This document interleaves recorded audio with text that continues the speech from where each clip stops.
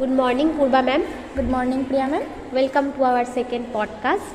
তো আজকে আমি আপনার কাছে জানতে চাইবো আমাদের স্কুলে যে স্পেশাল স্টুডেন্টসরা আছে, স্পেশাল নিডস যাদের, তাদেরকে আমরা কিভাবে টেক কেয়ার করব, একটু যদি এই বিষয়ে বলেন।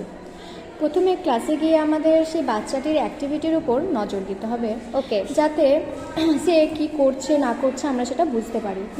তারপরে তাকে গিয়ে জিজ্ঞাসা করতে হবে যে এখন কোন বিষয়ে ক্লাস হবে। তাহলে আমরা বুঝতে পারবো যে বাচ্চাটা পড়াশোনার বিষয়ে ঠিক কতটা অ্যাক্টিভ আছে। তার সাথে বন্ধুর মতো মিশতে হবে। তারপর তাহলে আমরা বুঝতে পারবো যে সে পড়াশোনা ছাড়া ঠিক আর কোন কোন বিষয়ের উপর স্বাচ্ছন্দ্য বোধ করছে। একদম একদম। তার ফলে তার চাহিদার উপর ভিত্তি করে আমরা তাকে সঠিক শিক্ষাটা দিতে পারবো। একদম।